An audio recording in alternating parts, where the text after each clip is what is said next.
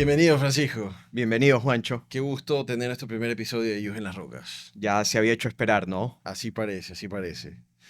¿Qué tenemos para hoy? Bueno, hoy tenemos un tema que creo que los dos coincidimos en que no se habla lo suficiente. No, para nada. Hoy vamos a hablar de un tema denso O sexy. y sexy. Dependiendo de cómo lo quieras ver. A mí me parece que este tema, su relevancia es crítica, es trascendental y es de esas cosas que todos más o menos tenemos una opinión algo formada, pero nadie es capaz de profundizar en el día a día respecto de esta pequeña palabra tan confusa y poderosa a la vez. ¿Y cuál es la palabra? Cuéntanos. Hoy vamos a hablar de la justicia. Muy bien, yo creo que es un gran tema para primer episodio. ¿Y por qué? ¿Por qué tú crees que este es un gran tema para el primer episodio? Porque me acuerdo que lo conversamos la vez pasada y fue muy, muy claro, digamos. Yo creo que fue un poco, la historia es muy buena de cómo nació la idea para este episodio. Y nos preguntábamos el otro día cómo cuando un estudiante llega a la facultad de Derecho, le dicen en el preuniversitario o en primer ciclo que la finalidad del derecho, o al menos un elemento importantísimo del derecho, es la justicia. Claro, tal vez el estudiante llegó en un primer momento a esa facultad motivado por una noción de justicia, incluso. Claro. Posiblemente, posiblemente. Y luego resulta que el estudiante llega y en el preuniversitario, en primer ciclo, si es que le dan derecho romano, le hablan de Justiniano, de la justicia, de darle cada uno lo que le corresponde, y el resto de la carrera no se trata más. Inauguremos este episodio con un salud para Justiniano y la justicia. Salud, mi Salud. bro. Y creo que todos hemos sido ese estudiante, ¿no? Me pasó a mí. Cuando empecé a estudiar Derecho, bueno, que terminé ahí por una cuestión media, no sé, un conjunto de fuerzas que me llevaron a estudiar Derecho. Claro, en algún punto de la carrera, pues, si no llegaste ahí motivado por la noción de justicia, en algún momento, pues, llega a ti. Es inevitable que no llegue a ti, digamos. Es inevitable que llegue a ti. Estando allí, viendo tantas cosas, sobre todo viviendo en una sociedad latinoamericana, donde digamos, la sociedad está en sí misma establecida con base a la injusticia social, a la disparidad de recursos, a la disparidad de acceso a posibilidades. Entonces, yo creo que hay mucha tela por cortar ahí y creo que es importantísimo que este tema sea abordado más frecuente. Sí, sin duda, y más frecuente, sobre todo por los juristas, por los estudiantes de derecho. Recuerdo que hacíamos la reflexión, ¿no? Un poco en qué tanto influye de que ese estudiante de derecho no le enseñan sobre justicia y luego son los abogados que están en nuestro medio, los que están ejerciendo la profesión. Eh, Y y, y, es paradójico. eh, Es paradójico de hecho, porque... ese fue el nombre que le pusimos, Sí, la sí, sí. paradoja del De hecho, estudiante de derecho. fue tu nombre, fue algo que le pusiste tú. Y en verdad es curioso, ¿no? Porque mira que estamos empezando a escalar en un tema que es bien elevado, pero que a la par nos da muchas respuestas de lo que pasa hoy en nuestros días. O sea, tienes un montón de abogados, un montón de jueces, un montón de operadores del sistema de justicia que no saben un carajo de la justicia, pues. Que nunca estudiaron la justicia, que nunca abrieron un libro de filosofía moral, que nunca abrieron un libro de justicia como tal. Y lo que se han encargado de hacer es estudiar, si es que estudiaron, las normas, las reglas, el sistema de reglas, pero justicia. Qué distante palabra nuestro sistema. Y ahí tocas un tema importante. Yo creo que a veces alguien tendrá la noción de, bueno, de la justicia no se habla porque nadie ha hablado, pero literatura sobre justicia hay de sobra. Filósofos morales, decías tú, políticos, filósofos del derecho, han elaborado y han trabajado en nociones y teorías de la justicia bastante, creo yo, más desarrolladas que las de Justiniano. De ley, seguramente. Seguramente. Vamos entonces. Bueno, aquí tú has preparado, me parece que muy diligentemente, una columna vertebral de lo que va a ser nuestra conversación de hoy. Has preparado, me parece a mí muy diligentemente, una columna vertebral para tener la conversación, porque es que en verdad hay demasiadas cosas por hablar cuando se aborda el tema de la justicia. Y es muy fácil de repente ir a los autores, ir a describir los distintos tipos de justicia que se han conceptualizado, pero siempre es bueno hacerse la pregunta personal, ¿no? Para ti, para cada uno, ¿qué es justo? Y parece mentira, pero hacerse esa pregunta abre las puertas más complejas de las concepciones que nosotros tenemos, de nuestra percepción de la realidad, lo que nosotros consideramos aceptable e inaceptable, bueno y malo, justo o no justo, moral o inmoral, de ahí nace todo, me parece a mí. Oye, pero qué importante es hacerse la pregunta Y el y problema es que la gente no reflexionar, o sea, Claro, tener algo de un experimento mental sobre qué pienso yo de la justicia y qué es para mí la justicia. totalmente. Yo creo que esa debería ser la pregunta que abre la formación de un jurista, Sí, pues para eso está ahí, se supone, ¿no? Para eso se sentó ahí en alguna en medida. alguna medida. Buen momento para Siempre, un siempre es un segundo buen vinito. momento para esto. Muy bien. Oye, ¿qué te parece si hacemos un repaso muy, muy rápido de Vamos, esta columna vertebral me de gusta. ciertas Más bien, nociones de justicia? vamos allá. Vamos allá. Vamos a por ello.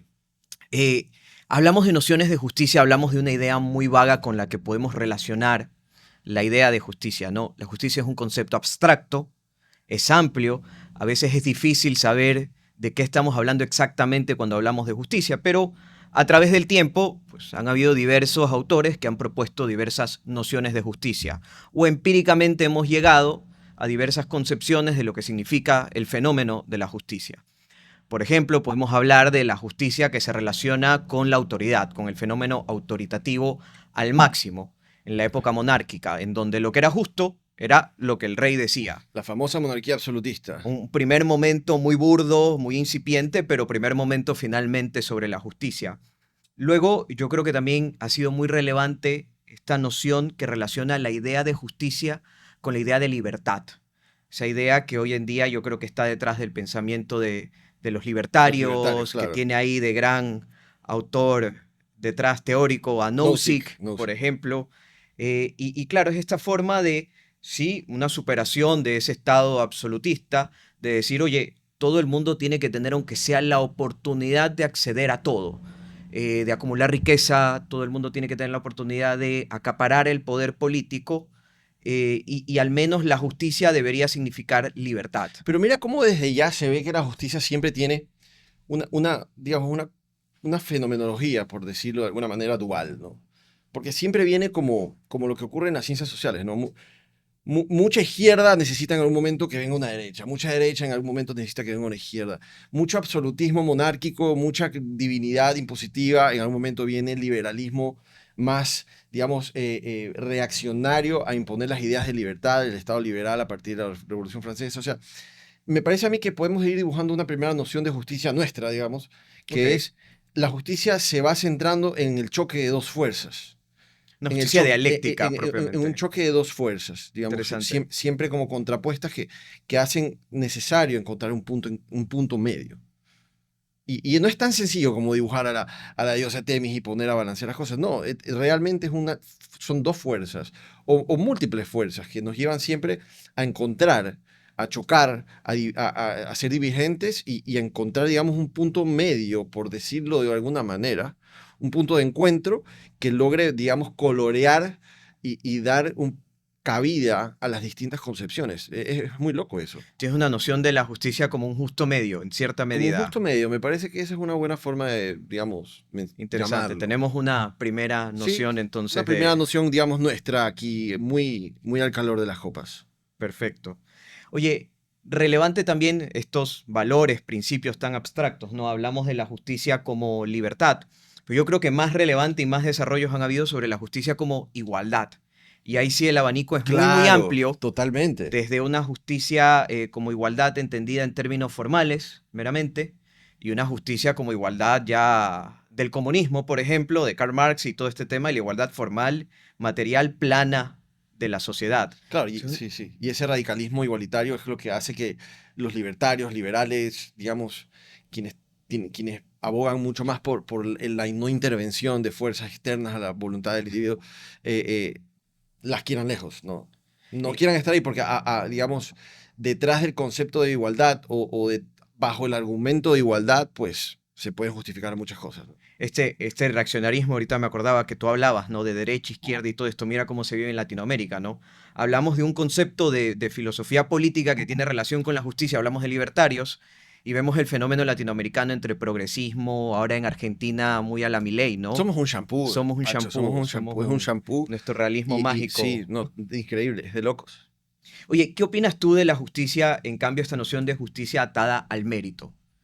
Sabes que a mí me gusta. Yo siempre he considerado que, y de hecho antes hablábamos sobre Michael Sandel, quien es un gran opositor a la meritocracia, y me parece que en términos en los que yo más bien discrepo, yo creo que la verdadera meritocracia me parece a mí que es un sistema ideal. O sea, Mm. como todo sistema ideal, marca ya su objetivo y es una, digamos, algo que la sociedad intenta alcanzar utópicamente, no sé si es que se logre, pero me parece que el mérito es, es una virtud. Digamos, el Sí. mérito es una virtud.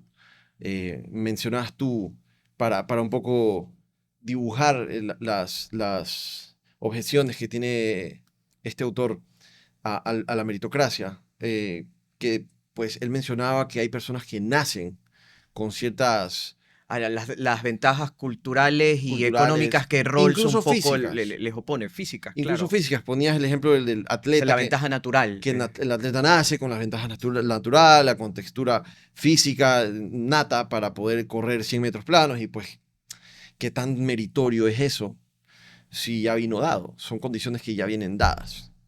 Entonces yo más bien creo que eso no es propiamente un mérito, sino que esa es una cualidad con la que uno llegó. Digamos, el mérito yo lo veo en tanto y en cuanto esfuerzo, dedicación y disciplina. Hablamos en el plano físico, ¿no? Ujú. Esfuerzo, dedicación y disciplina para conseguir un objetivo que te lleve a ti a superar tu versión anterior. Visto así, y podríamos de repente conceptualizar el mérito de esa manera en forma macro, me parece que el mérito es valioso. Porque el mérito entonces se ajusta con las líneas kantianas en donde nos dice, a ver, Estado, orden normativo, no te metas en una esfera interna donde estoy solo yo y nadie puede meterse ahí. Pero Kant estableció el postulado de que el individuo tiene la obligación moral de autoexigirse ser mejor cada día. Entonces, claro, me parece que el sistema meritocrático en ese sentido es incluso, en términos kantianos, moralmente deseable. Mira, y Rawls hace esta crítica que yo creo que es fuerte, tiene por ahí algún punto, y por ejemplo, él dice, a ver, si en una sociedad, digamos, tenemos un grupo de 5 personas, de las cuales una nació en una posición económica muy ventajosa respecto del resto, tiene la sociedad, y eso no se basa en mérito, él nació ahí, tiene que de alguna manera la sociedad regular estas relaciones para igualar más la cancha. Y ahí viene un poco su versión de la justicia como equidad, como esa superación de la igualdad. Ya no solo es igualdad, sino que tengo que de alguna manera nivelar la cancha para el que está en peores Y ahí condiciones. es donde vienen muchas formas de verlo, ¿no? Sí, sí, sí. Porque Rawls lo que me parece que trata de hacer es tirar hacia abajo. Torcer hacia Eh, abajo. en algún punto recuerdo haber leído que una de las líneas principales de Rawls es básicamente no se tolera ninguna desigualdad a menos que la desigualdad exista para favorecer a la clase más desfavorecida, digamos.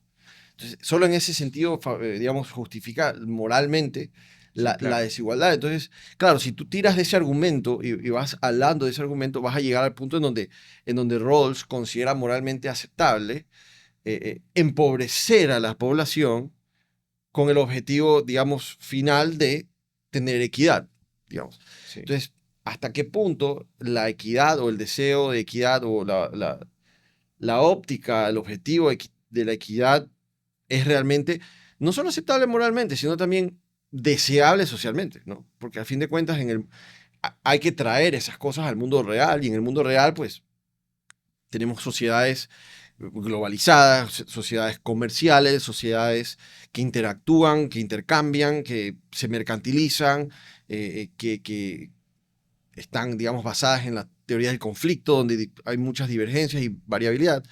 Entonces, ¿qué tan fácil es realmente establecer simplemente un sistema equitativo donde todo es muy complejo si no lo compaginas con el mundo práctico? Ahí, por ejemplo, mira, Rawls, y claro, es correcto lo que has dicho, es de esos grandes soportes ideológicos de la acción afirmativa, que en Claro. Ecuador tenemos, ¿no? De un poco nivelar la cancha, darte puntos en algún concurso de méritos, por ejemplo, para que puedas llegar a algún puesto que normalmente te ha sido vedado por una condición de género, raza o lo que fuere, Y ¿no? ese punto que tú tocas me parece a mí un gran ejemplo para, digamos, que lo vemos el día de hoy. Lo vemos el Sí, sí. día de hoy reflejado, por ejemplo, en la obligación que nos pone el sistema electoral a tener un binomio hombre-mujer, ¿no? Entonces, he conversado sobre esto con algunas mujeres y muchas me dicen, oye, que haya una obligación social de poner una candidata mujer ahí al lado de un candidato a presidente hombre o viceversa, por el hecho de ser mujer, es un insulto para mí, me dice algunas mujeres. Es un insulto. No están poniendo ahí a una mujer porque esa mujer es capaz, no la están poniendo porque tiene un mérito académico, un mérito político, un mérito personal. No, la están poniendo ahí por un criterio netamente de género, de ser Correcto. mujer. Y yo digo, bueno, si es que ¿qué es lo que estamos tratando de hacer?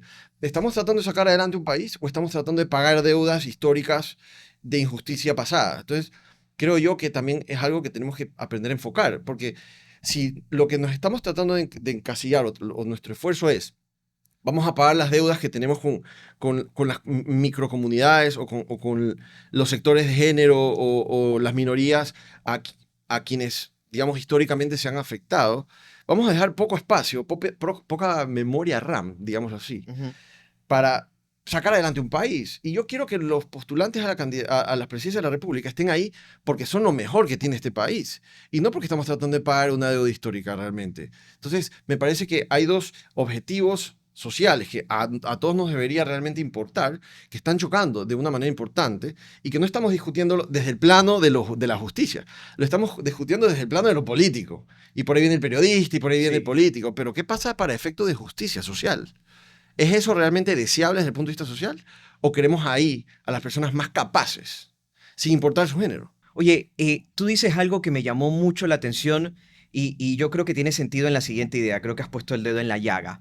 Esto de que, y creo que es una crítica a la justicia como equidad, ¿hasta qué punto desincentiva la excelencia? ¿Hasta qué punto si yo estoy siempre nivelando la cancha, el que es mejor ya no tiene la motivación suficiente para ser el mejor en algo, en lo que fuere? Nozick pone el ejemplo del jugador de básquet que es famoso y que por ahí quiere cobrar más porque es más famoso y dice, oye, si tú nivelas la cancha, él ya no tiene ninguna motivación el ser el mejor jugador de básquet y la gente, pues ahí vamos a pasar una etapa de ineficiencia. Se convertirá en mediocre, que es lo que le pasa a todas nuestras sociedades latinoamericanas. En realidad, si te pones a ver, eh,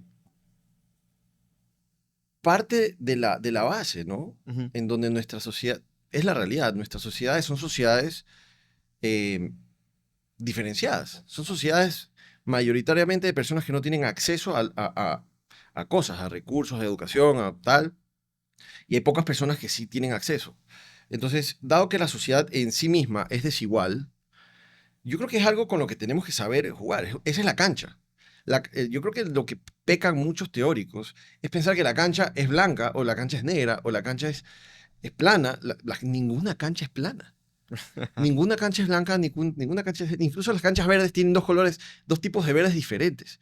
Hay imperfecciones. Entonces, me parece a mí que estas teorías, que son preciosas, puestas en práctica, y yo creo que ahí está el problema, ¿cómo se las pone en práctica? Dado que nuestras sociedades son desiguales, me parece a mí que hay que sacar lo mejor que tenemos de ahí. Y yo creo que si tenemos ahí a un segmento, digamos, reducido de la población, llamemos el segmento privilegiado, el que Rawls quisiera tirar hacia abajo para, digamos, distribuir. Efectivamente, le estamos restando motivación, le estamos restando, digamos, incentivos, llamemos a fin de cuentas como móvil de conducta, le estamos quitando incentivos para hacer más, para dar más esfuerzo, tener incluso más méritos. Eh, ¿Por qué? Porque estamos mirando a la otra tajada de la población y estamos tratando de darles a costa de esos que sí lo tienen. Entonces, no sé qué tan eficiente es para efectos de bienestar social colectivo, digamos, el balance social final. No sé qué tanto se beneficia de eso, porque puede ser, digamos que tienes un segmento de 100.000 millonarios en un país y tienes Ujú. el resto de la población de no millonarios, de personas de escasos recursos. Efectivamente, si tú coges la fortuna de esos 100.000 millonarios y los distribuyes en toda la población, habrá un tiempo de equidad, Ujú. habrá un tiempo de igualdad económica. Ujú. Pero es que la igualdad no solo se circunscribe a la economía. La No, igualdad, sin duda. digamos, tiene muchas otras ópticas. El mérito, la cultura, la educación, las habilidades, las capacidades. Entonces, ¿qué ocurre en donde yo creo que eso va a terminar? Va a terminar en que la sociedad va a volver a ser inequitativa, va a volver a ser desigual. Y la desigualdad probablemente no la adquiera el mejor mérito. Oye, y esta dicotomía entre igualdad y equidad yo creo que da paso a tener un montón de conversaciones. Ahora se me viene a la mente una entrevista que a Rafael Nadal le preguntan ¿por qué crees que las tenistas mujeres ganan menos Sí, que los buenísimo. hombres? Y le dan en la llaga y él dice, no lo sé, porque en el modelaje ganan más ellas y nosotros menos, porque en el tenis tal vez un estadio se llena más, no lo sé, como que un poco esquiva, pero va metiendo el dedo en decir, bueno, si yo genero más, si la gente está dispuesta a ir y pagar más por uno, que son estas ideas igual, todos un poco siguiendo la línea de Nozick, porque yo no puedo cobrar más. Vi que te quedaste también mucho en el tema de la meritocracia, pues hay autores igualmente relevantes. Aristóteles era un meritócrata, ¿no? Claro. La justicia le equiparaba a la virtud y tenía ejemplos él muy gráficos. Por ejemplo, diría tal vez, tengo yo zapatos de fútbol, los mejores zapatos de fútbol, ¿quiénes se lo merecen? ¿A quiénes se los tengo que dar? ¿Los reparto igualitariamente? ¿Los reparto equitativamente? ¿Qué hago? Aristóteles decía, los mejores zapatos de fútbol Tienen que ir a van los para que el mejor mejor- futbolista. Claro, los que Se mejor juegan acabó. fútbol. Meritocracia pura y dura. O quienes más se están esforzando por ser el mejor jugador de fútbol. Probablemente, probablemente. Y luego, tal vez por repasar una última noción, todas estas nociones yo creo que hablamos de la justicia, que este fenómeno autoritativo, equipararla a la justicia a la libertad, a la igualdad, a la equidad, son un poco visiones individualistas, que ven al individuo como el centro dentro de este concepto, de esta noción de justicia, pero hay también versiones que no son así. Por ejemplo, hay como ver la justicia como el bienestar social o el bienestar de la mayoría. Y ahí, por ejemplo, podrían estar poco líneas de pensamiento cercanas al comunitarismo y al utilitarismo. El utilitarismo, Ojo, claro. es una línea que no se puede descartar, ha tenido vigencia. Que es casi que mala Las ideas palabra se van- aquí en el sí, progresismo no, sin latinoamericano, duda, el sin duda. utilitarismo, por Dios. Y me parece a mí que es sano hablarlo. O sea, a fin de cuentas, el utilitarismo lo que hace es establecer un criterio de moralidad colectiva, que es moralmente aceptable a nivel de todo. Una Es, moral de las consecuencias, plana, es ¿no? una moral consecuencialista de si alguien está mejor en la sociedad con esto que ha ocurrido, entonces es moralmente correcto. Así que el análisis económico de la moral, para hacer Claro, el y símil de ahí viene con Richard Posner y viene todo el análisis económico del hacia el derecho, derecho. partido de Bentham, que me parece que es algo que en estas sociedades falta. Por ejemplo, el otro día conversaba con un amigo con quien quiero en algún momento invitarlo a hacer un capítulo aquí, que digamos que en nuestro país es muy de moda, es muy curso, es muy cliché alabar a la Corte Constitucional, porque la Corte Constitucional, mal o bien, es digamos, la Corte que más calidad de Sí, decisiones sí. imparte, digamos. No hemos encontrado Por mucho, por mucho. criminales, digamos, de la forma en que encontramos criminales en el sistema de justicia ordinario. Sí. En todo caso, encuentras más personas que alaban a la Corte Constitucional que personas que las critican. Pero tengo este amigo que me decía, mira, el problema de la Corte Constitucional es que ha hecho un daño económico incalculable. Ujú. Ha tomado decisiones que han afectado económicamente, macroeconómicamente al país, de una forma incalculable. Y empezó a contar tantas cosas que, bueno, él se ha dedicado a estudiar estos fallos. Sí. Y me parece ahí que países que tienen este segmento, esta sala de asesores que hacen análisis económico previo a decidir algo, es súper sano para la sociedad. Sí, Porque sí. una cosa es decidir si es que, no sé, pues, el aborto es moralmente correcto, deseable o no. Y otra cosa es medir las consecuencias económicas que va a traer socialmente legalizar el aborto, o no legalizarlo, o mantenerlo criminal, digamos, criminalizado. Y yo creo que esa variable... Ahí esa yo haría variable- un par de reparos respecto a la tarea de la Corte. Primero que, claro, tú decías, no hay salas que analicen el aspecto económico y la Corte tiene una tarea y su tarea es proteger derechos. Entonces, por ahí, tal vez el input que le estamos dando a la Corte sobre su tarea es lo que hay que modificar. Por una parte. Y por otra parte, me parece que va a estar bueno el capítulo, porque yo en cambio tengo alguna noción contraria. A veces veo que la Corte se limita mucho y yo he visto, y esto me parece realmente una cosa de locos, que emite sentencias en donde dice, mira, tienes la razón, pero los efectos económicos, más o menos, parafraseando, son muy complejos, muy altos, entonces Pero ¿de dónde tienes la sale? razón y dice, esta sentencia es tu reparación. Y no hay más. Y Con se el acabó. solo hecho de la sentencia. Aquí hay una sentencia, es verdad, te han dañado, pero toma el papel Está bien, y pero, sigue pero adelante con tu vida. yo te pregunto, y yo también he visto esos fallos, pero ¿de dónde sale ese argumento? Yo creo que la Corte hace mucho análisis sobre Yo no creo. las condiciones en las que Yo no está el conozco a un Estado. solo Yo creo que individuo, yo no sí. creo que, o sea, puede ser, me imagino que, a ver, espero que mínimamente tomen en consideración las condiciones micro y macroeconómicas del país al momento de Mm, decidir, mm. pero yo no creo que haya un experto o hay un consejo de No, no, analistas eso no hay. económicos, No, por supuesto, no de lo hay. análisis económico del derecho respecto de las sentencias. Entonces, ahí Ujú. voy. Me parece que considerar, tener una variable de análisis respecto al análisis económico de una decisión es extraordinariamente importante, sobre todo en países que limitan el crecimiento económico con, digamos, protección laboral, protección tributaria. Entonces, me parece que esa parte de impacto económico de las decisiones judiciales, utilitarias, llámalos como tú quieras, si quieres consecuencialistas y tal, Ujú. tiene una implicación moral importante. ¿Hasta qué punto una corte se puede liberar de analizar el impacto económico de una decisión que va a emitir a nivel, digamos, erga omnes? Yo creo que no es una tarea que puede dejar de lado y me parece que no la estamos haciendo del todo bien porque de una u otra manera, pues el utilitarismo como forma de planteamiento de esquemas morales Tiene un rechazo, tiene un ¿no? Sí, rechazo, digamos, intrínseco. Sí, sí, intrínseco sí. entre Estoy líneas. de acuerdo. Mira, esto que hemos hecho no es una lista exhaustiva. Claro. Hemos recogido por ahí nociones con las que se ha vinculado a la justicia. Ya, pero salud. Salud. Por ahí alguien tendrá otras y podrá clasificar otras, pero creo que podemos parar ahí y yo creo que esto va a ser un tire jale. Yo te voy a llevar hacia la abstracción y tú me vas a traer aquí a lo más Me concreto. gusta, sí, vamos. Oye, y yo quisiera pasar a otro tema y te hago la pregunta. ¿La justicia es un concepto, un término que está atado a la moral o es posible la justicia sin moral? ¿Tú qué crees? Yo creo que es un tema que está necesariamente atado a la moral. Yo creo que lo justo no siempre es legal, no siempre lo ilegal es injusto. Y yo creo que de ahí viene esta famosa, este famoso divorcio en algún punto del derecho y la moral, ¿no?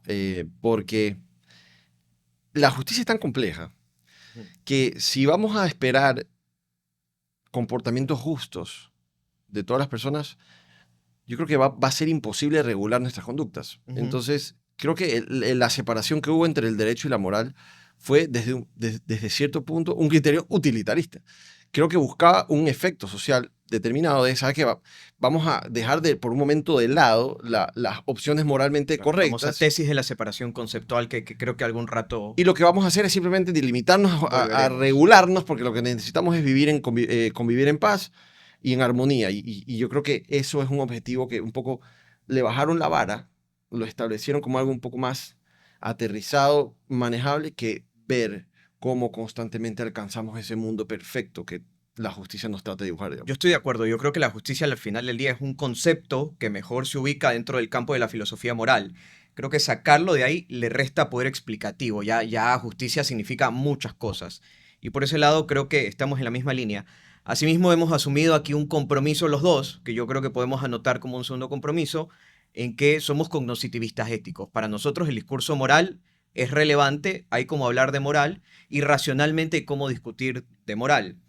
Habrá otra persona que diga, oye, hay un autor muy famoso para nosotros los juristas que es Alf Ross, y él decía que hablar de la justicia era un disparate en zancos, era como dar un golpe sobre la mesa. No tenía Claro, sentido, y hay quienes dicen que estas discusiones sobre moralidad obedecen realmente a cuestiones emotivas más que a cualquier discusión racional. Creo que tú y yo estamos de acuerdo en que sí, puede haber algo de eso, hay que evitarlo, pero hay cómo discutir racionalmente sobre justicia y sobre lo moral. que pasa es que en algún punto todos somos Alf Ross, porque mira en el mundo en el que vivimos ahorita, donde a través de una acción constitucional y la imposición, digamos, grosera del neoconstitucionalismo en nuestros sistemas, cualquier cosa se justifica con el discurso de, digamos, validez constitucional digamos, preferencia constitucional o deber ser constitucional. Y sabemos que llevan la discusión justamente a esa cancha, porque esa es la cancha donde nadie tiene las respuestas, pues. Esa es la cancha que nos tiene aquí conversando sobre la justicia. ¿Qué es? La justicia se establece de forma colectiva, la justicia se establece de forma local. Entonces, cuando tú tienes un sistema que no está hablando de justicia, que no se pone de acuerdo en las líneas básicas de lo que es justo y lo que no lo es. Ojo, te estoy dando una sociedad con condiciones. Ajá. Una sociedad que no sabe ponerse de acuerdo, digamos, en las condiciones de lo que es justo y lo que no lo es, pero que establece un sistema normativo que les da una carta para ir a discutir sobre justicia, como lo es las acciones constitucionales, a fin de cuentas. Me parece que es una trampa, es un bypass que te lleva a una cancha en la que no estamos, digamos, acostumbrados a discutir, sobre la cual nuestros jueces no están capacitados a fallar, pero que se ha prestado para llenar las decisiones de ese mundo de cualquier contenido. ¿Y sabes por qué se llena de cualquier contenido? Insisto, porque no tenemos las bases filosóficas para hablar de justicia. Sí, teóricas, Y tal por vez. eso es que los realistas Ah, tal vez no se ajustan a ah, esta crítica. A propósito que estás hablando tú de la justicia y aterrizas a la administración de justicia, yo creo que cabe hacer un poquito una pausa y decir, oye, vale también además de las nociones de justicia, pues la justicia es una palabra vaga, se usa en distintos sentidos, en distintos contextos. ¿En qué sentido se puede usar el término? Y yo creo que para los juristas, al menos hay tres sentidos relevantes. La justicia es un término que a veces lo usamos para decir cómo deben repartirse las cosas, las ventajas de vivir en sociedad, y hablamos de alguna manera de justicia distributiva. La justicia también se usa a veces para calificar los actos, y decimos que un acto es justo o injusto. Y ahí, por ejemplo, esto es importante para la filosofía moral, ahí entra Kant, un poco con su imperativo categórico, pero también esto de los actos justos e injustos es relevante para el derecho.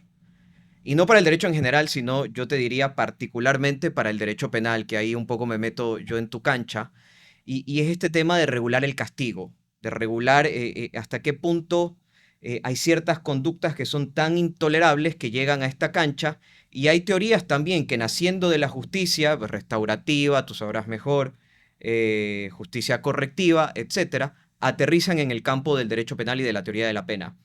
Y finalmente, también yo creo que sobre todo los juristas hablamos de justicia cuando hablamos de la justicia como el fin o el producto de la actividad judicial.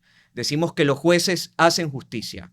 De hecho, es muy común para los abogados en los escritos, tú lo debes de haber visto, poner al final es justicia. Horrible. El Código Orgánico de la Función Judicial obliga a los jueces, hay una solemnidad que cuando dictan una sentencia tienen que poner administrando justicia en el nombre de todo esto. Claro. Entonces, yo creo que estos son tres sentidos muy relevantes de justicia y nos podemos detener un ratito ahí. Claro, Yo quisiera claro. que me comentes, por ejemplo, el tema de la justicia en la regulación de los actos.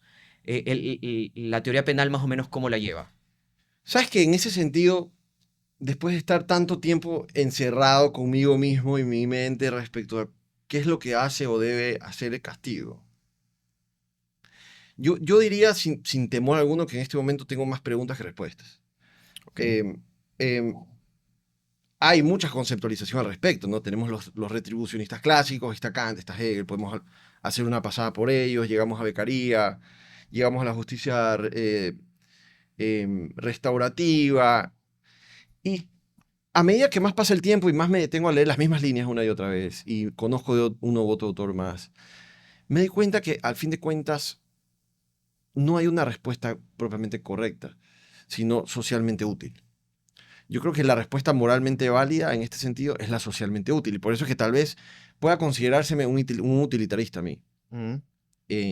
Pero pensemos en las teorías retribucionistas por un momento. Está Kant.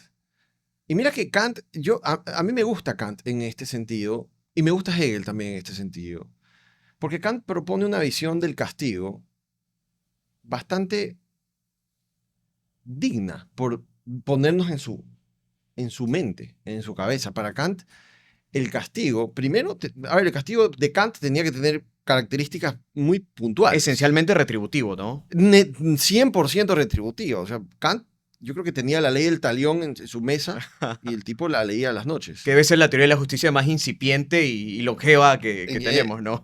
Pero Kant decía, a ver, primero que nada, el castigo debe ser proporcional, ¿no? Ok. Proporcional entendido a regresarte lo que hiciste, ¿no? Proporcional. Y algo que lo desdibuja Kant, más bien lo sitúa Kant muy lejos, muy distante de las personas que persiguen un fin con la pena o con el castigo. Kant decía, la razón de ser del castigo es que el castigo es algo moralmente deseable.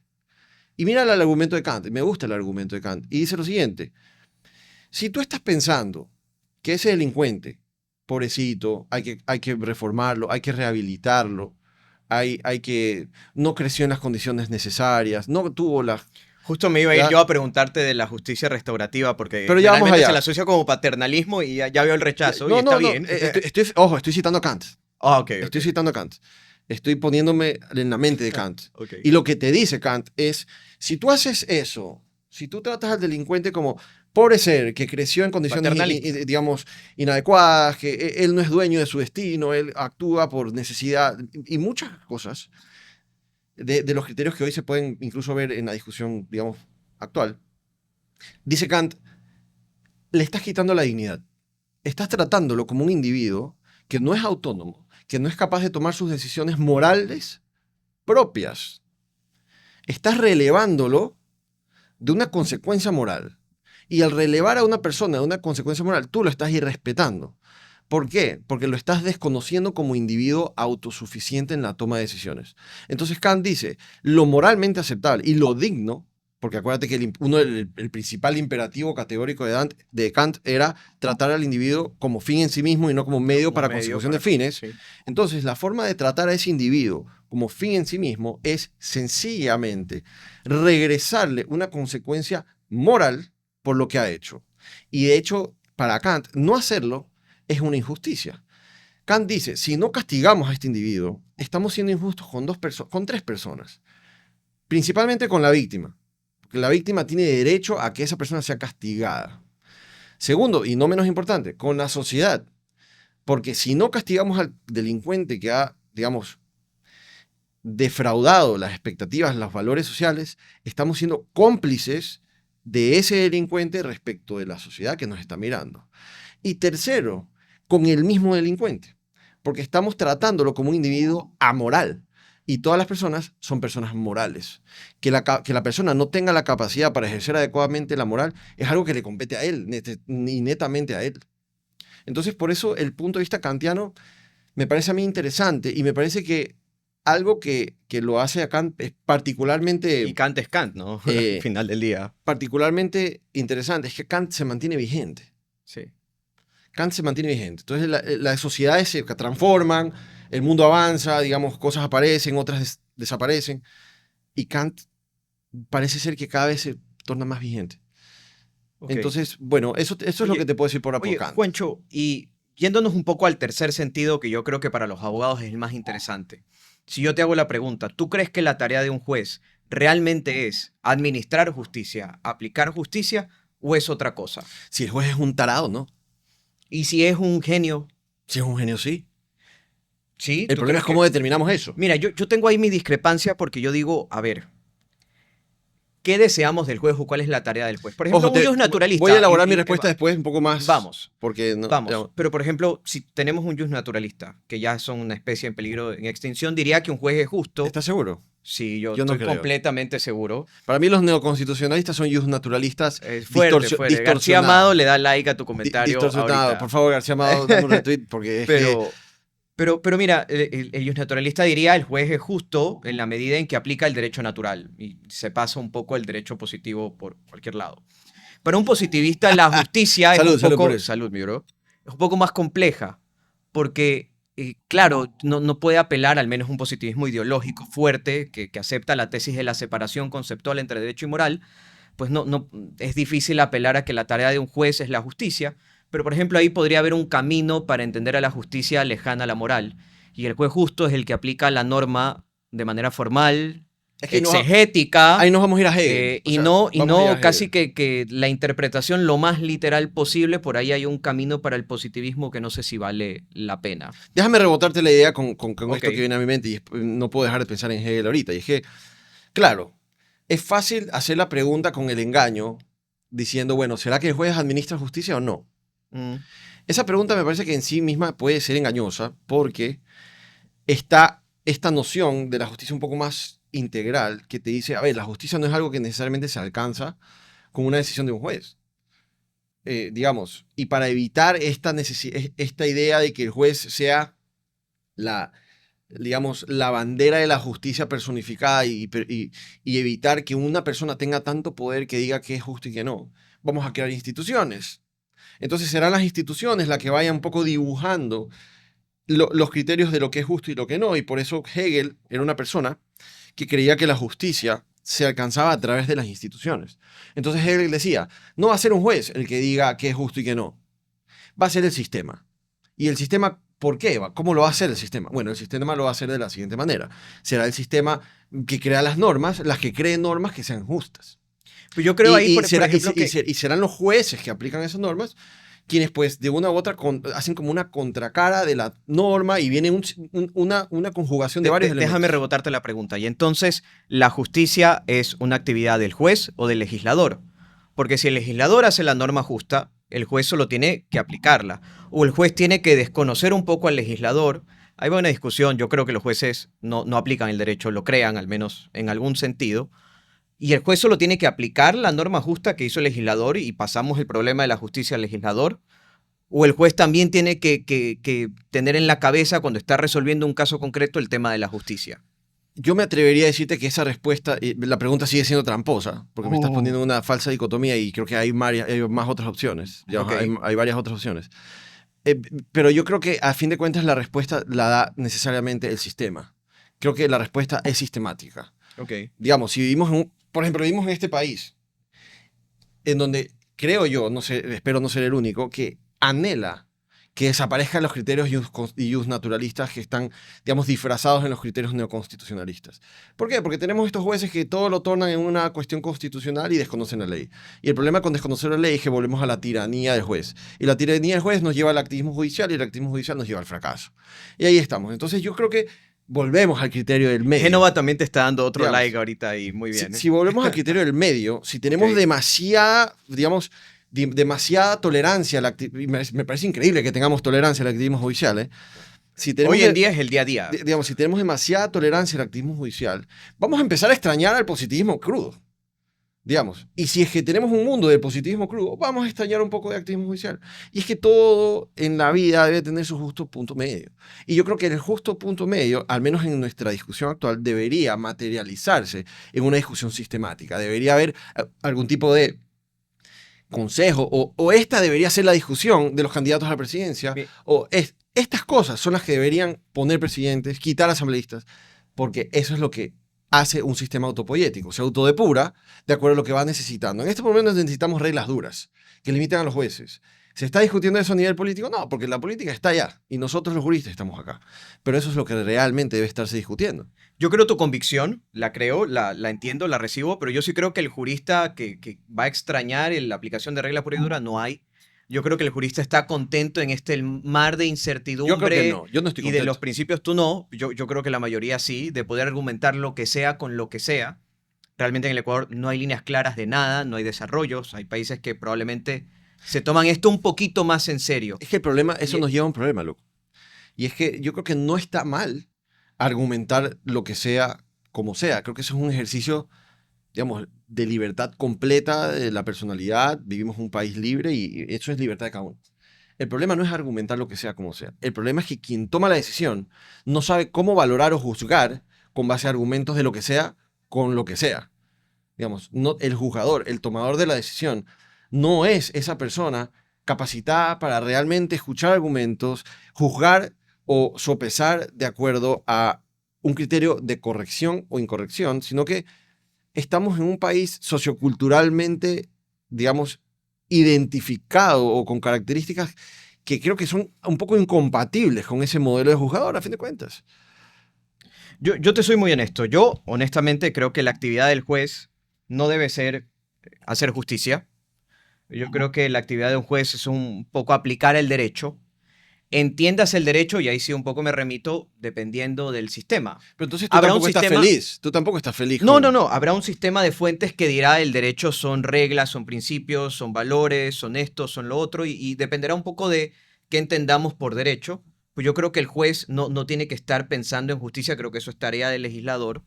¿Sí? También discrepo un poco ahí con el Pero yo pospositivismo, porque mira, te encuentro tú súper controversial contigo mismo. no, cero Me controversia. Yo acabas de decir me llevo muy bien conmigo mismo. me acabas de decir que eh, tú crees que el juez crea derecho, pero me acabas de decir que para ti el Sí. que crea el derecho es el legislador. No. A ver, hay un tema ahí y yo creo que ya hoy en día, y esto en filosofía política, no hay autor serio de filosofía política que diga que el juez meramente aplica el derecho. Creo que hay un sentido fuerte de creación del derecho que está en cancha del legislador, pero el juez 98%, digamos. cada que interpreta una norma, cada que toma una decisión, cada que integra el derecho, cada que resuelve un problema de antinomia, de laguna, de lo que sea, está creando derecho. O sea, no hay cómo ahí perderse, y yo creo que eso está claro, pero no es en el mismo sentido. Tal vez cabe A hacer mí la me gusta distinción. pensarlo más bien como que está ensanchando las barreras establecidas por la norma en aras de un cierto tipo de derecho, digamos. Una forma de interpretarlo, probablemente. Pues, Yo probablemente. comparto contigo un poco no tan fuerte, pero este rechazo al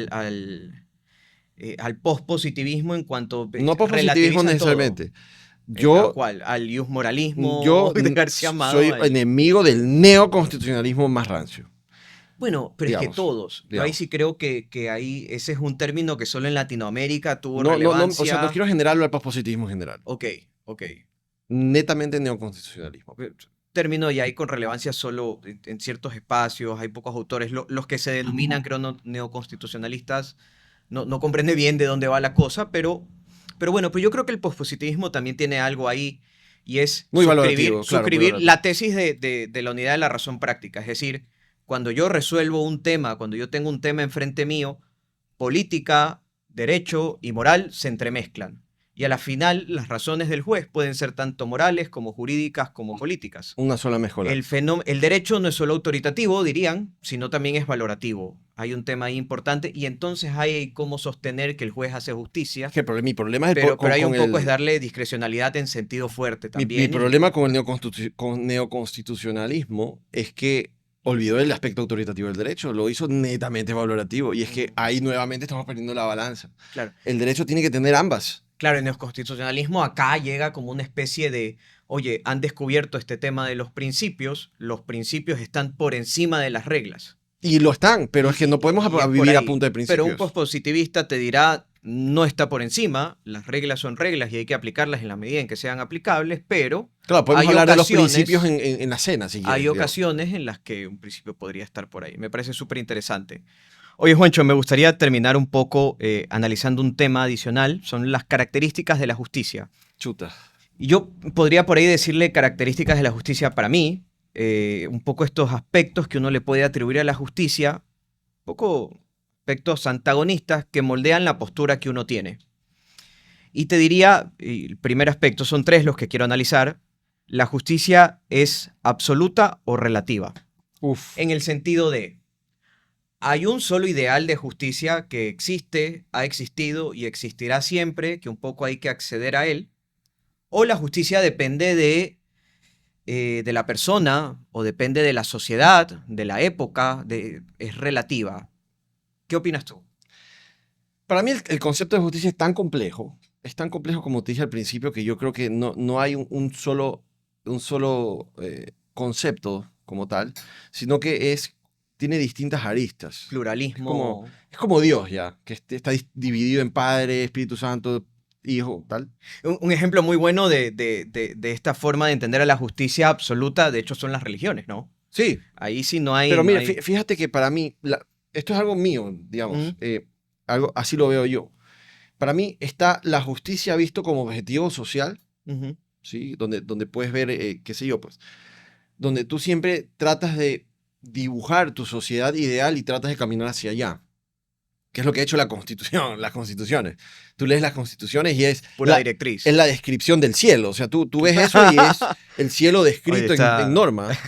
Y evidentemente no vivimos ahí. Ok. Pero tú lees la Constitución pues, y te habla de una manera... O sea, es imposible no enamorarse de una Constitución al leerla. O sea, es ideal. Entonces yo creo que es válido establecer una noción de justicia como un objetivo social a conseguir. Y de ahí que podemos juzgar de un gobierno si es justo, si no es justo, si los roles... En la medida en que se acerca o intenta acercarse a ese ideal, ¿no? A ese Porque ideal. no va a llegar, pero... También en la distribución de roles, ahí nos metemos algo también, un poco en la justicia distributiva, un poco también en Locke, en donde, ¿sabes que cada uno, en Aristóteles también, cada uno tiene un rol, cada uno tiene un rol y en tanto y en cuanto los políticos hagan lo suyo, los sociólogos hagan lo suyo, los legisladores hagan lo suyo, y cada uno haga lo suyo, tendremos un sistema justo. Sí. No necesariamente metiéndonos a distribuir riquezas, porque si es que estas otras personas hacen su trabajo bien, la sociedad será justa.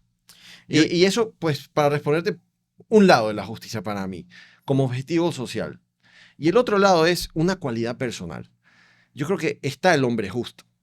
Virtud. Como virtud. Aristotélico. Está el estoico, el hombre estoico. Este hombre cristiano, católico, todas las religiones tienen una forma de describir a este tipo. El derecho anglosajón lo llama el reasonable person. Nuestro derecho civil de tradición romanista lo llama el buen padre de familia. Ese es el hombre jurídicos justo. indeterminados. Tenemos la idea dibujada del hombre justo. Y tú lo sabes, cuando te equivocas, cuando eres bueno, cuando haces lo correcto, tú te sientes bien porque te has comportado de una manera correcta. Y esa corrección, esa noción de hacer lo correcto, es lo que los estoicos denominaban la justicia, realmente. El obrar según tu deber de hacer lo correcto. No porque te van a castigar si no lo haces o porque te van a premiar si lo haces, no. Porque es correcto. Y yo creo que eso es algo que hemos dejado, mira, es una carta que hemos quitado de la mesa y hemos dejado que el viento se la lleve a lo largo de nuestras sociedades. El simple criar, crecer y hacer en base a lo correcto.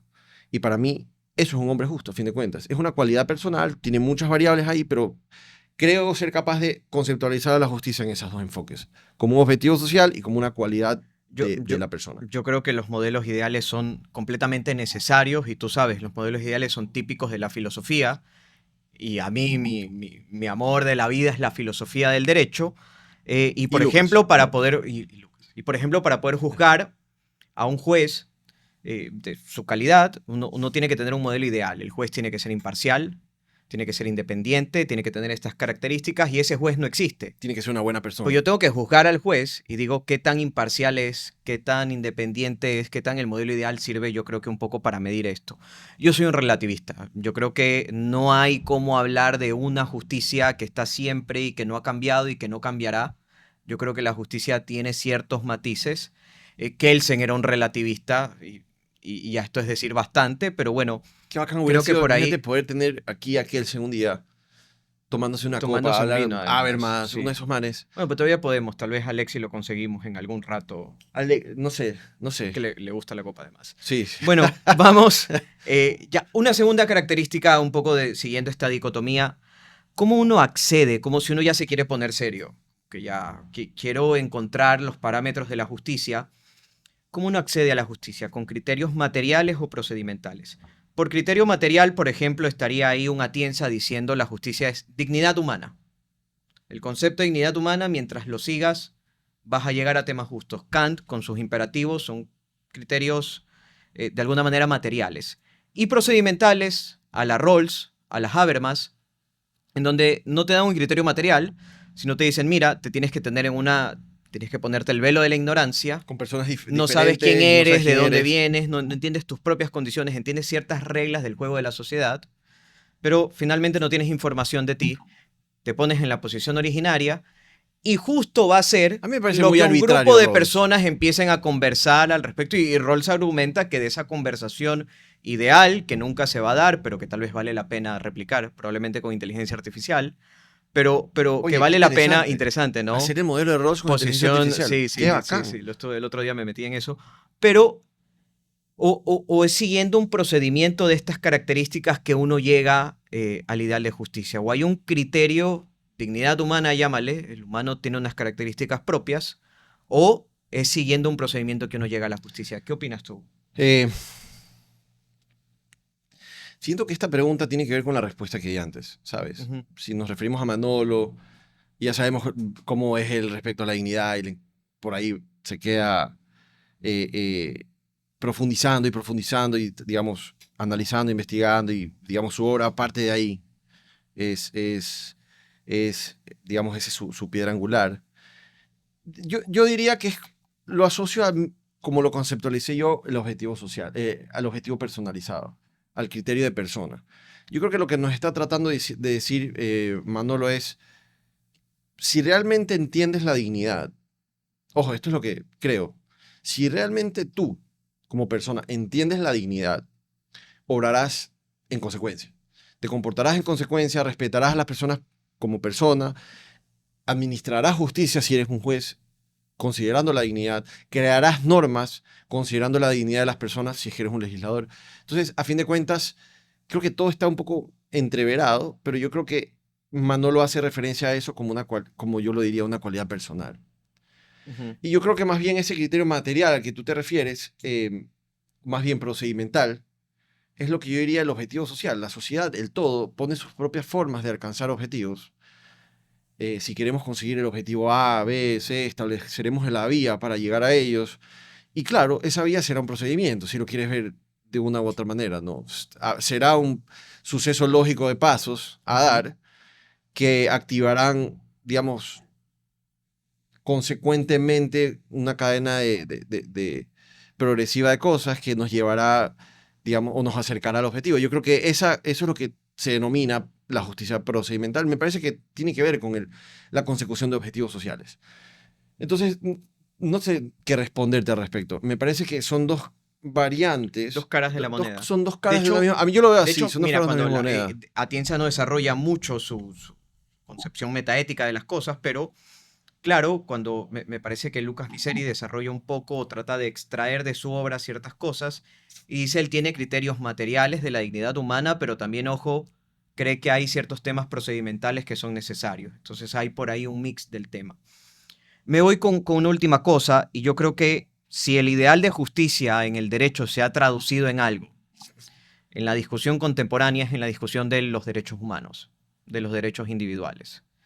¿Están justificados? ¿No están justificados? Hoy en día están muy diseminados, bastante aceptados, pero de alguna manera los derechos individuales nacen de una concepción individualista de la justicia. Al principio hablábamos del comunitarismo.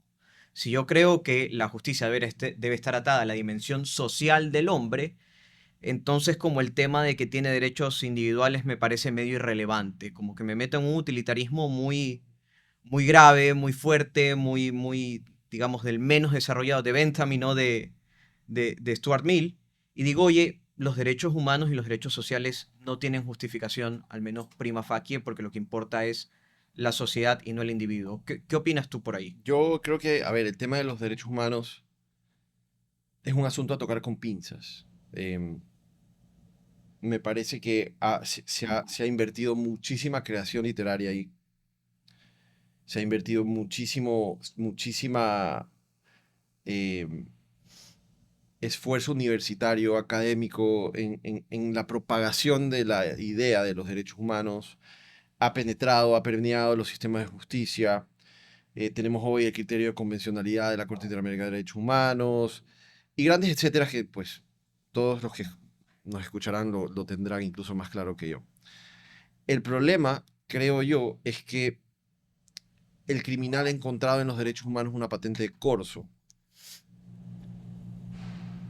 que ya la han incluso conceptualizado como parte de su estrategia criminal y que incluso los hace tomar decisiones económicamente hablando. Su análisis económico del crimen ha variado gracias a la variable de los derechos humanos. Eso es real, eso es bien ¿Qué quiere traído a la decir? tierra, ¿no? ¿Qué quiere decir? Las bandas criminales hoy dicen, mira, eh, vamos, cometamos ese sicariato, finalmente nos van a pagar X cantidad de dinero, finalmente el Estado no te puede matar. El Estado lo que puede... Probabilísticamente, si es que te agarra, ¿qué es lo peor que puede pasar? No, lo peor que puede pasar es que vayas a la cárcel. Y que vayas Correcto. si es que vas a la cárcel. Y si no te salva un habeas corpus antes. Y si tu abogado no logró, pues, si es amigo del juez o si no, nuestro jefe no logró amenazar al juez lo suficiente, pues, ya terminar en la cárcel es una opción remota. Ahora, si ese grupo criminal tiene como cierto, tiene como cierto el impedimento estatal que existe para atacar sus vidas, entonces el mensaje es claro. El mensaje es claro. Tenemos una sociedad que hemos creado, que hemos dotado de conceptos, que hemos dotado de reglas, en donde básicamente toleramos al asesino. Y lo toleramos al asesino en tanto y en cuanto nosotros sí podemos ver cómo quita vidas el asesino, sí podemos ver cómo el asesino escapa de la justicia, sí podemos ver cómo el asesino vuelve a quitar una vida y así sucesivamente, pero no podemos quitarle su vida. Entonces, ¿hasta qué punto? Y aquí imposible no pensar en Kant de nuevo. ¿Hasta qué punto estamos siendo cómplices? Y sí, esta persona tiene derechos humanos. ¿Y sabes qué? Ahí es donde yo creo que se vuelve más relevante Kant. Podemos llamarlo derechos humanos, puede llamarlo como sea, pero ese individuo es un individuo que tomó una decisión libre y voluntariamente. Es una persona moral, autónoma, capacitada para tomar sus propias decisiones. Entonces, lo digno es tratarlo como una persona que asume las consecuencias. Tirando por la borda del paternalismo, ¿estamos de acuerdo? Tirando por la borda. Porque viene otro argumento. Hay muchas más personas de escasos recursos que son buenas y que no son homicidas y no son asesinos Sí. que las que sí lo son. Entonces, esas personas nos dicen, oye, aguanta un ratito, pues. ¿Cómo que pobrecito el criminal? ¿Cómo que pobrecito no se educó? ¿Cómo que pobrecito no pudo comer 3 días? Yo tampoco pude. Yo tampoco tuve papá. A mí también me violaron cuando tenía 5 años. Yo tampoco pude ir al colegio y aquí estoy. No soy un homicida, no soy un ladrón. ¿Qué pasa con ese individuo?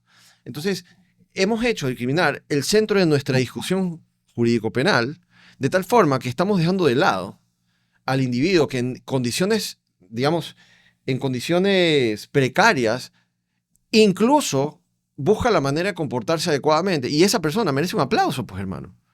Esa persona merece un aplauso. El aplauso no lo merece el criminal. El criminal merece un castigo. Y ahí es donde yo creo que estamos fallando o creo que hay que repensar, reajustar, replantear la idea de los derechos humanos, que existen. Yo creo que existen. Yo creo que todos tenemos un derecho que viene con nosotros por el hecho de ser humanos. Pero eso no nos da la posibilidad absoluta de comportarnos. Mira, yo rescato dos cuestiones que yo creo que son bien relevantes de lo que acabas de decir. Primero, el atar la noción de justicia a la noción de eficacia. Porque la justicia se discute teóricamente y las teorías de la justicia por ahí abundan, pero ¿hasta qué punto la justicia es una cuestión de eficacia? Si el Estado no puede asegurar que ante una conducta intolerable para la sociedad se va a castigar con una pena, pues la justicia un poco es hablar del manotazo Es sobre la incierta. mesa de Ross. No llega. Y otro es un poco cómo las sociedades actuales y la sociedad ecuatoriana muy aterrizadamente ya tiene también, y hemos hablado de análisis económico de algunas cosas, el análisis económico de la pena. 100%. De la pena. Yo, delincuente, ¿qué delitos estoy dispuesto a cometer, en qué condiciones y sabiendo cómo va a reaccionar el aparato estatal Y que ante esté lo que dispuesto a yo pagar haga? por ello, claro. Sí, no, sin duda, yo creo que por ahí van las discusiones y por ahí podría orientarse el tema. Yo como conclusión, si te parece, tal vez un poco más sobre la noción de justicia, te diría, mira, el tema de la justicia, la discusión sobre la justicia, el concepto de justicia es persistente. Ya trató Kant, ya trató Bentham, ya trató Locke, todo el mundo ha tratado de dilucidarlo, pero reaparece y las discusiones un poco van yendo en círculo. Yo lo que creo es que es relevante concluir que la discusión no va a terminar, pero no por eso deja de ser importante tener la discusión. Ujú. Cuando hablamos de la fundamentación de los impuestos, de la seguridad social, de las acciones afirmativas que le hemos topado, de los programas sociales, de política económica, estamos hablando de justicia.